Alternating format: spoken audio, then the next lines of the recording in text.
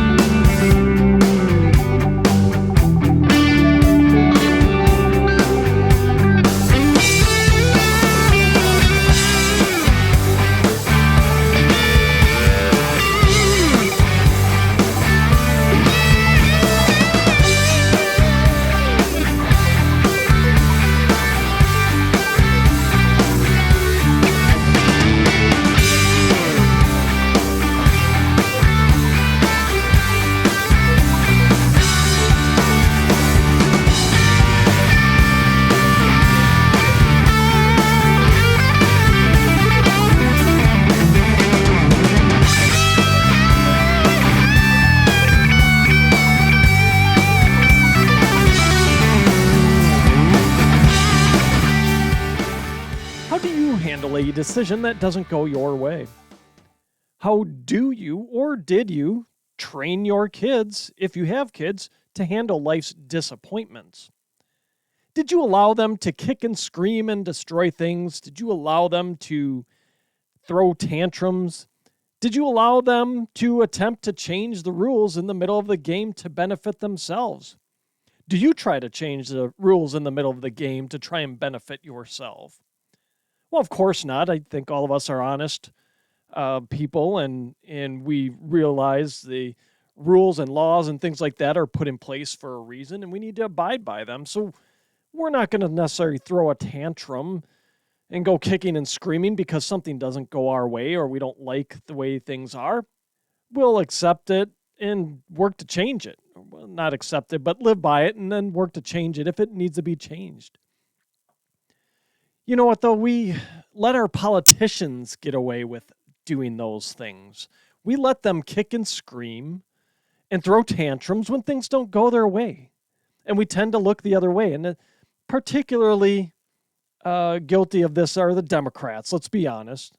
If anybody looking at this objectively sees that it's one side that's going to, that throws the majority of the tantrums and is certainly the one changing the rules that they don't like because the rules get in the way of their agenda that wouldn't pass otherwise unless they change the rules. Democrats don't get their way, they whine and complain, and then they start floating the idea that the rules should be changed. And in a number of cases, they actually write bills and try to get those bills passed changing the rules. Or they just outright change the rules.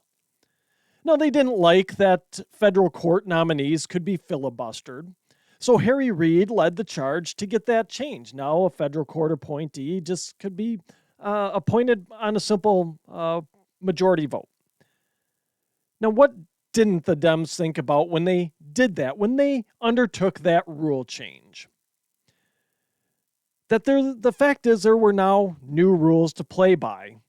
And when Dems filibustered the Gorsuch nomination, Mitch McConnell then led the charge to lower the threshold on Supreme Court nominations to 51 votes. Again, a simple majority. And of course, the Dems whined about it. Well, they're the ones that changed the rule back when they were just looking at the federal benches, not the Supreme Court. New rules in place. Well, you did that. Now we're going to do this. Tit for tat here. Now, since Dems haven't learned their lesson from that experiment, the fact that the new rules will be used against them, they continue to cry about the filibuster blocking the radical Green New Deal and other agenda items Biden's Chinese handlers want him to pass. They think no further than the current moment. What's the current thing? That's all they're thinking about at this time. And the thought doesn't cross their mind that they change the rules, it will be used against them in the future. Now, when he was in the Senate, Barack Obama loved the filibuster when the Dems were in the minority. He, in fact, filibustered the Alito nomination.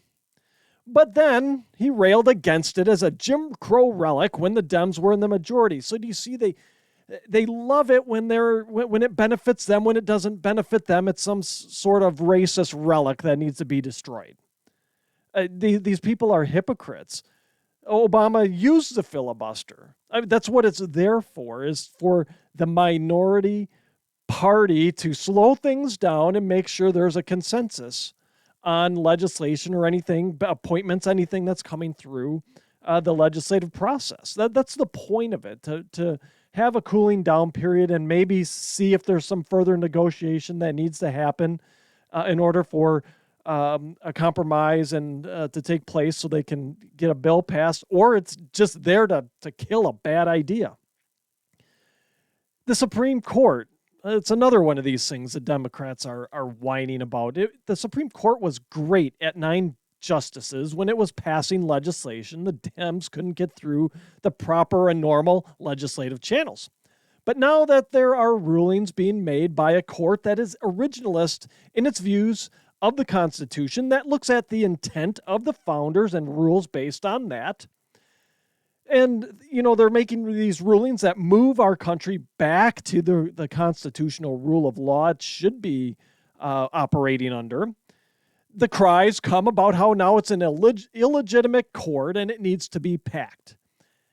And they still haven't learned their lesson. They still don't look back at history when Harry Reid started the whole let's kill the filibuster for judicial nominations, for federal bench nominations. And then McConnell said, well, you changed the rules. I'm going to change the rules. And now we're going to change it for Supreme Court nominations. They still haven't learned their lesson that they changed the rules, that they do things like pack the court or kill the filibuster. It will be used against them. And they'll have no ability to cry about it. They're the ones that kicked off the tit for tat in the first place. They still haven't learned that lesson. They still don't think any further than the immediate term. What makes me feel good now? What's going to help me amass the most amount of power now? And let me do it. Let me change the rules so I can have power now, and we'll worry about things later. And you know what? We'll just cry about it and call it racist and everything else later when it gets used against us. So I say this. I say, go ahead, Dems. Nuke the filibuster, the remaining filibuster on legislation. Go ahead and pack the court. I dare you. It always comes back to haunt you. Make legislation filibuster proof. Make it so it's a simple majority that you only need in the Senate to pass legislation. The GOP will eventually take majorities again and be able to pass legislation unimpeded. They will be able to wipe out anything the Democrats ram through without a second thought and then push through policies regardless of Dem input. The GOP will use it against them. Why wouldn't you? You change the rules. Sure, go ahead, pack the court. And then for every justice that Democrats add, the GOP then, when they come into power, should add 3. You idiots want to get nuts, let's get nuts. Keep having your tantrums, keep changing the rules, then the GOP will keep playing by those changed rules. And no matter how much crying and whining the Democrats do, they will have no one to blame but themselves. They are the freaking clowns who started destroying these legislative norms to begin with because they had a frickin' tantrum, because they couldn't get their insane agendas passed. They couldn't get their radical appointments to the federal bench, so Harry Reid said we're going to lower the threshold. Republicans then only responded to those rules changes and started playing by the new rules. Now let's say this. Let's kind of illustrate it this way.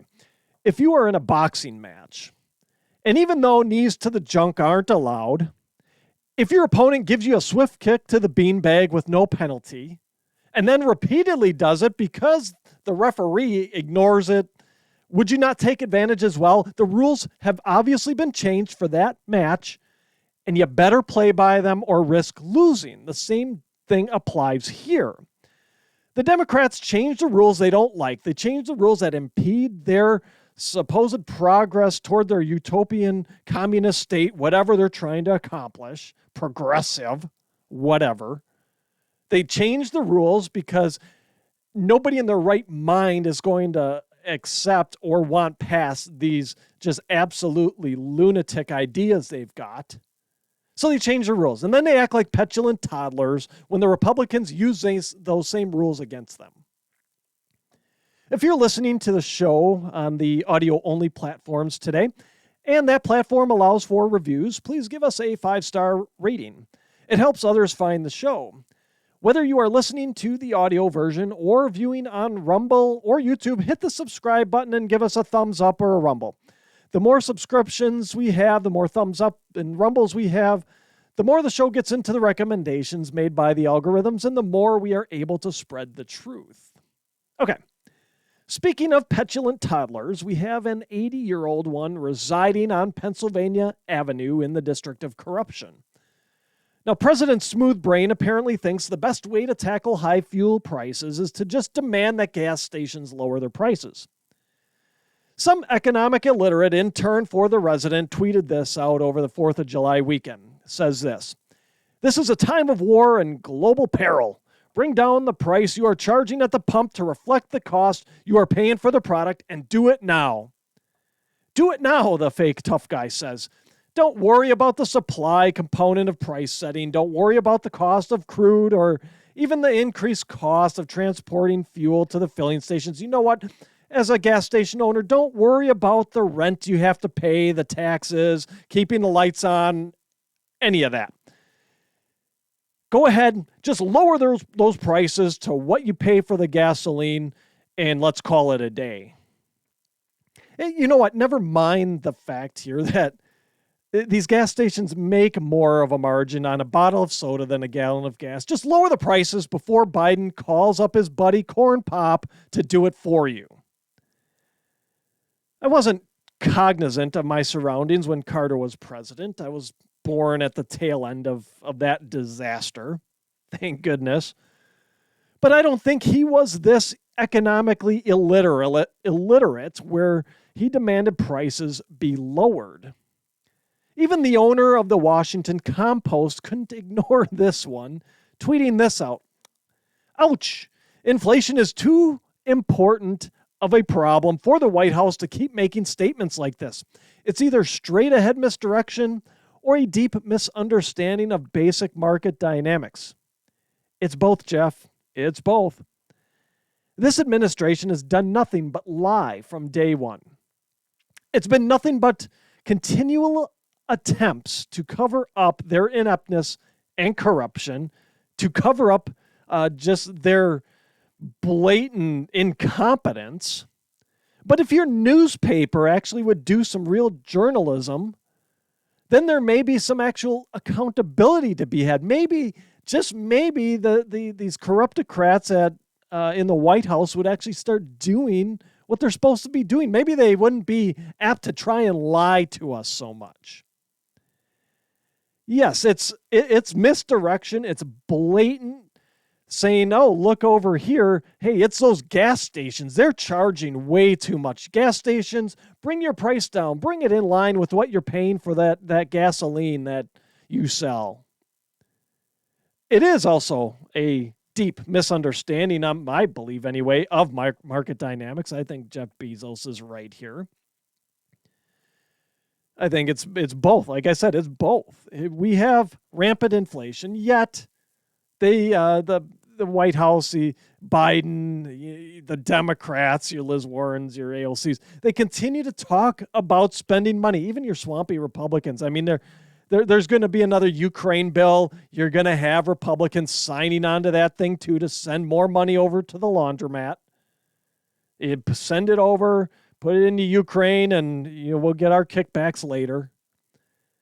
So there it is. There's such a deep misunderstanding. I would just say just a lack of knowledge, a deep lack of knowledge of market dynamics. Now, all the indicators we have seen from the beginning of the year up to this point to a recession, yet we somehow have a strong economy. So Again, there's the misdirection. We've heard Biden say this, our economy is strong, it's stronger than ever, blah, blah, blah. There's the misdirection again. And you know what? It's a fundamental misunderstanding of economic indicators, I think. How can you not see it? This is the most corrupt, inept, and economically illiterate administration in U.S. history. They prove it day after day. Like I've gone over the indicators. We've seen, I've covered how trucking, spot market pricing in the trucking industry is starting to decline. It continues to decline. That's a leading indicator. That means freight is drying up in the marketplace. We have trucks freeing up. And then I covered not long ago the quarter one results of call them the big three retailers, your Amazon, Walmart, and Target, how they missed expectations big time in quarter one, lowered expectations on revenue big time for quarter two. We also have the Fed, the Atlanta Fed, their GDP tracker was tracking a negative 2%, a little over negative 2% growth, which would be a contraction actually, but negative 2%, which is worse than what we saw in quarter one. We are in a recession, folks. We are there.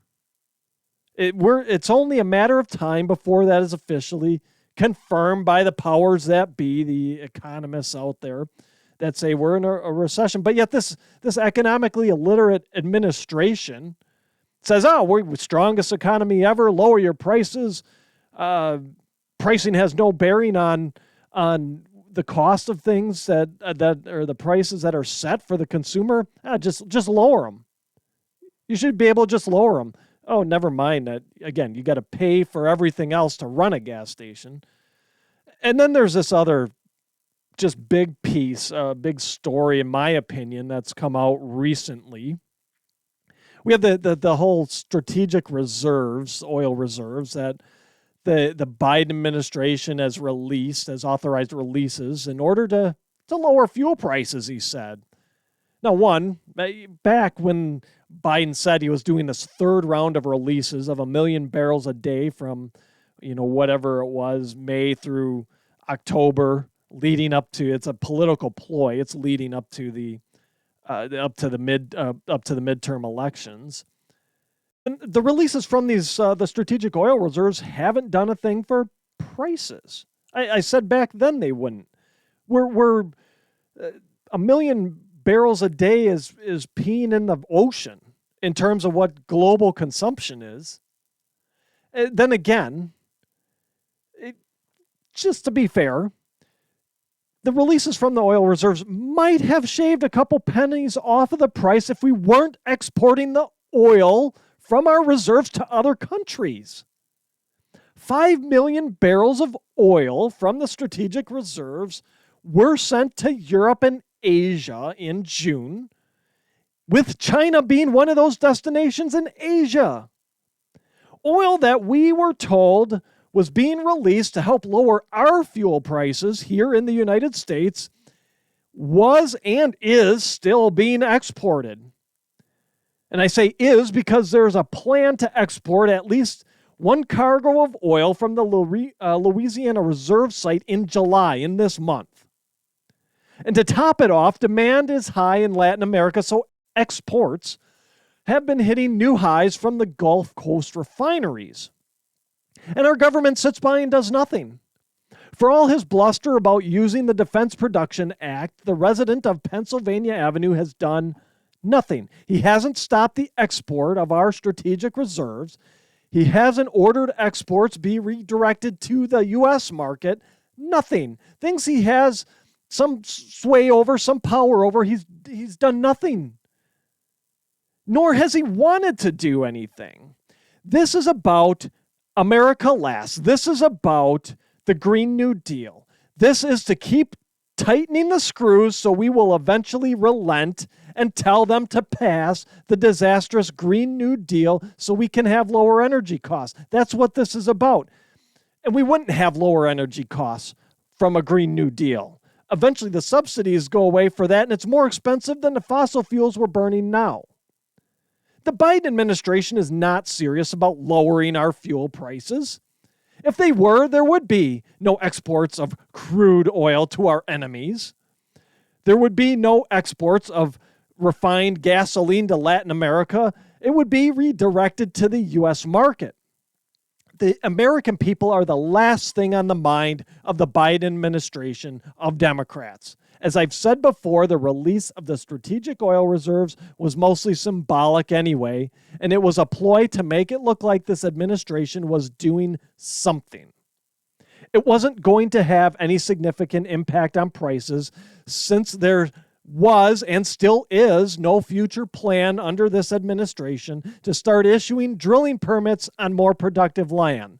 There's no plans in place to build a new refinery to handle it. Our refineries right now are running at max capacity pretty much.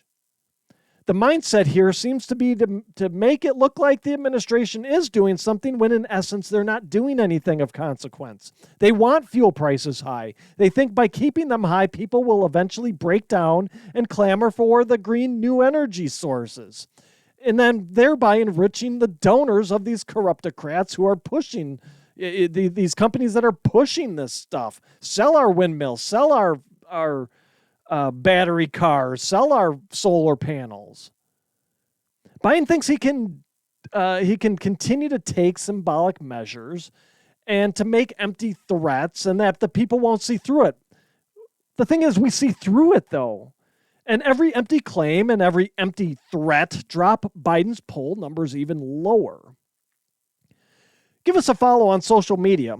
Follow me on my social media home on Parler. My handle is @LivingWithLiberty.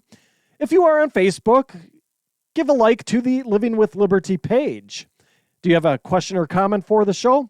Email me, Ryan, at livingwithlibertypodcast.com. All right, finishing up for today. What is your expectation when you're traveling to another country? Would you expect that country to bow to American norms? Or would you expect that they would try to enforce their laws regardless of you being a citizen or a foreigner? Would you expect that country to enforce their laws they have on the books? Now, the Britney Griner saga seems to be coming to an end, sort of, as she has pleaded guilty to the charges before her in Russia of bringing illegal drugs into the country. But ahead of the guilty plea, there has been plenty of talk and pleading with Washington to try and free her. And there's been talk from our State Department that maybe Griner has been wrongfully detained. Well, the thing is here, she broke Russian law.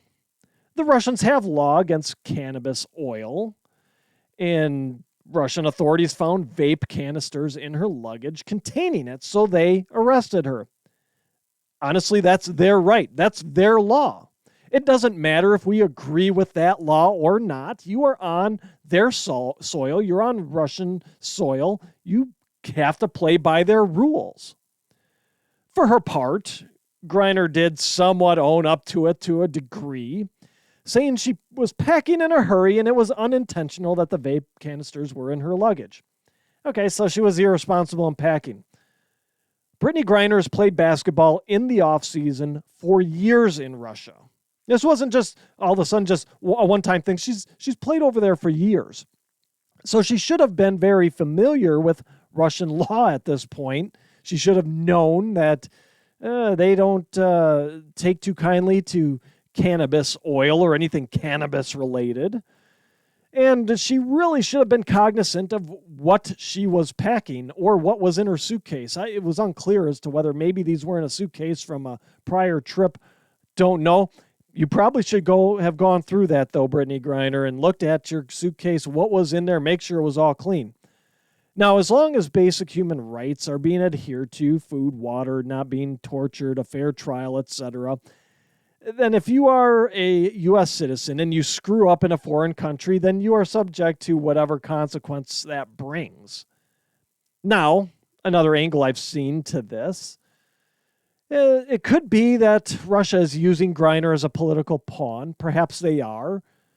Russian authorities deny that is the case, but there again, Griner needs to be cognizant of world events and the current relationship between Russia and the United States and take the extra precautions, do the extra checks. Now, if this is political on the Russians' part, it's not right.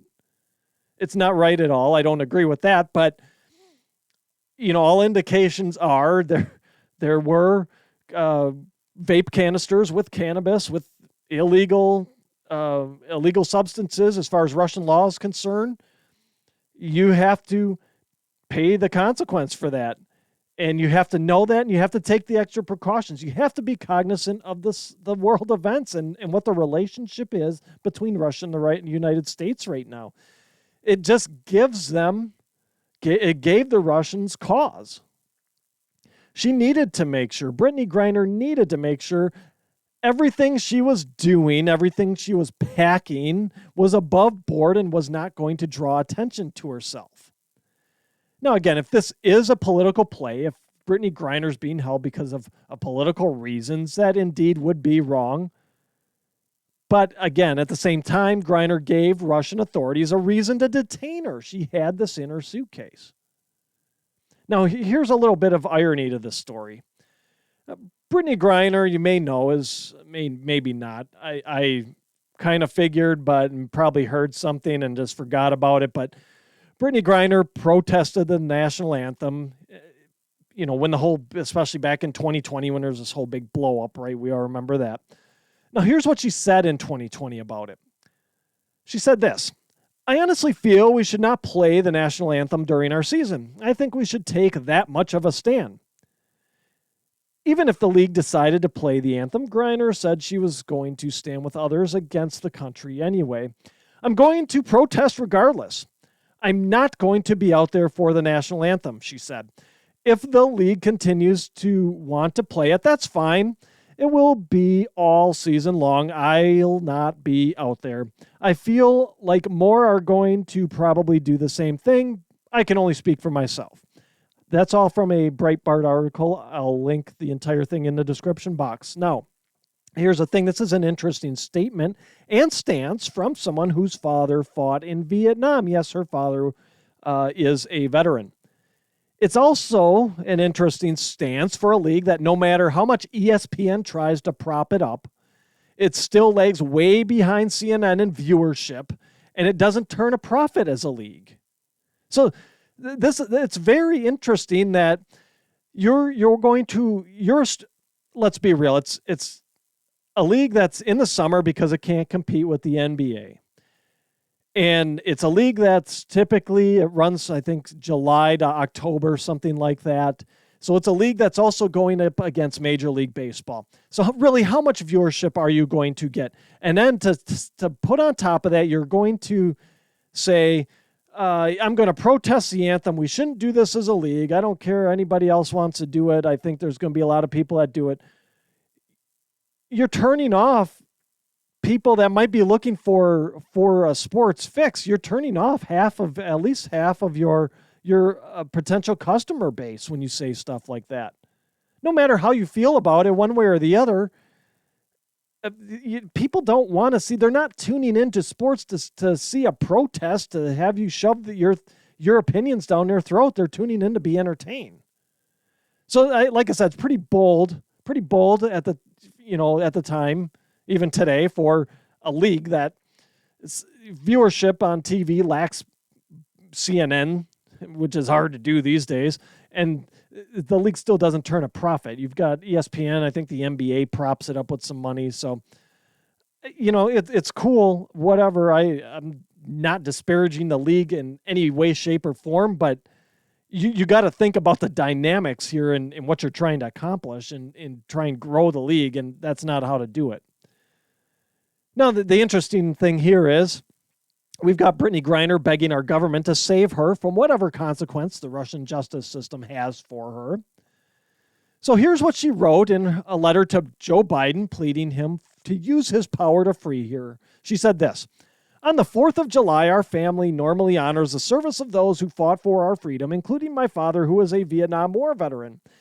It hurts thinking about how I usually celebrate this day because freedom means something completely different to me this year. I'll bet." They always hate this country until they don't. They always hate this country until they need something from it. Now, look, you all know I'm a Constitution guy. I will support and uphold anyone and everyone's First Amendment rights. You want to protest the anthem in this country and hate this country, go for it. That's your right. You have that right to speak your mind and say what you want to say, that legally, right? The old you can't scream fire in a movie theater thing, but you want to protest the anthem, you want to say how much you hate this country, go for it. That's your right. I'll protect I'll defend your right to do that all day long.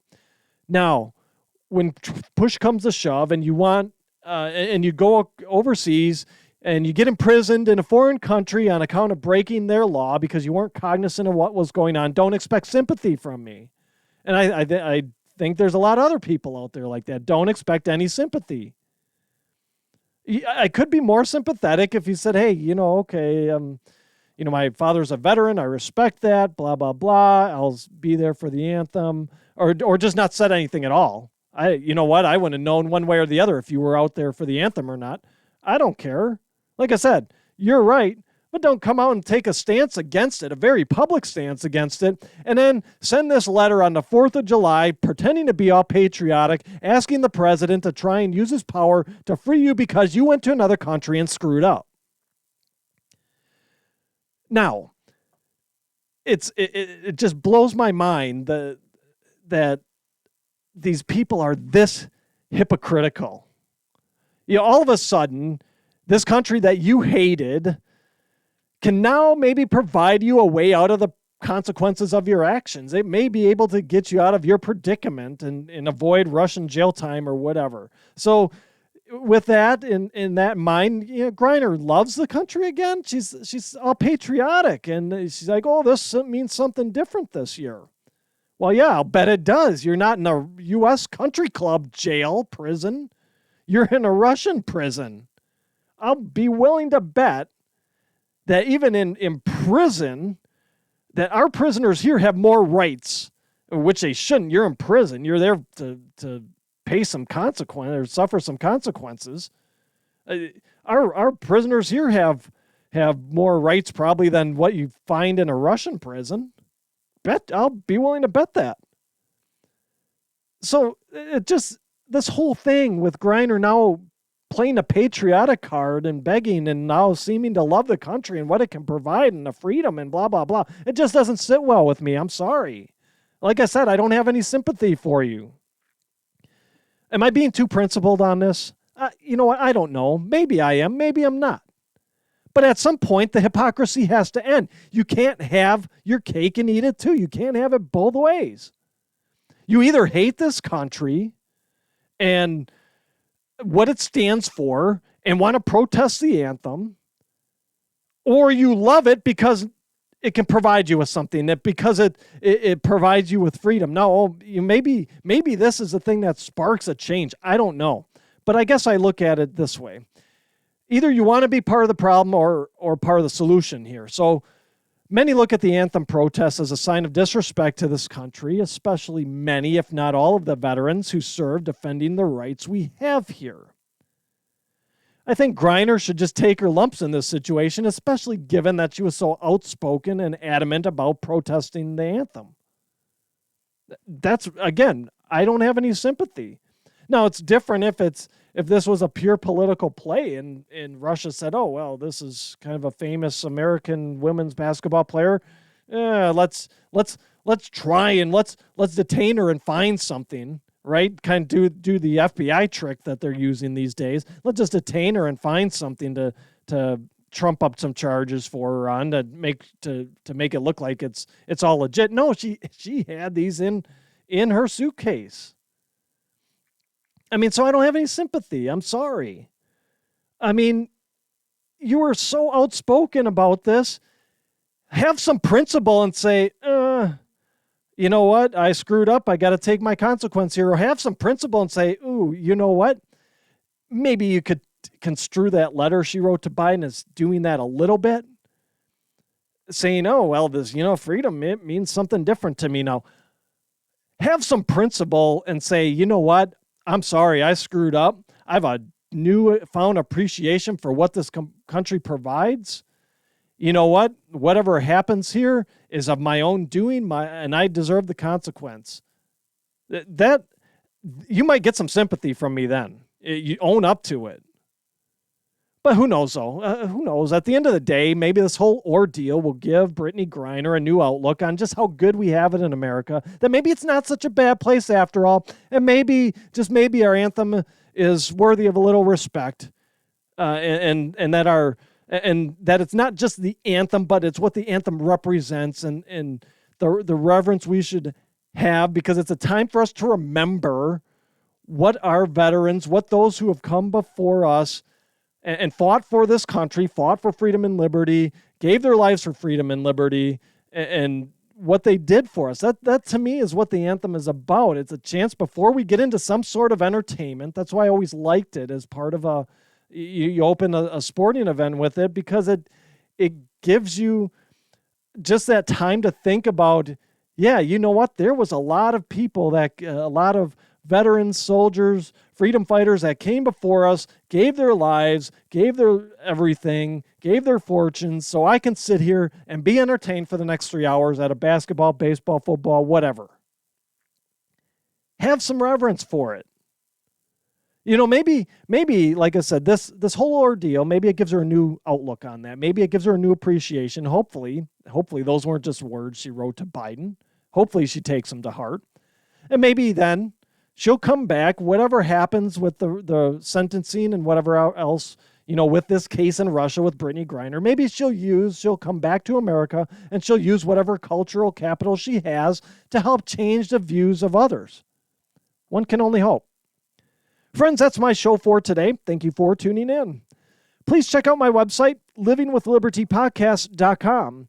There you'll find links to my past shows, my original articles, as well as other resources to help arm you with knowledge in fighting off the prevailing narratives of the day. While on my website, shop my store, Living with Liberty Outfitters. Lastly, I'd be so grateful if you shared, subscribed, and left a positive review of the show, should your listening or viewing platform allow. Subscribing helps us move up the charts and helps more people find the truth.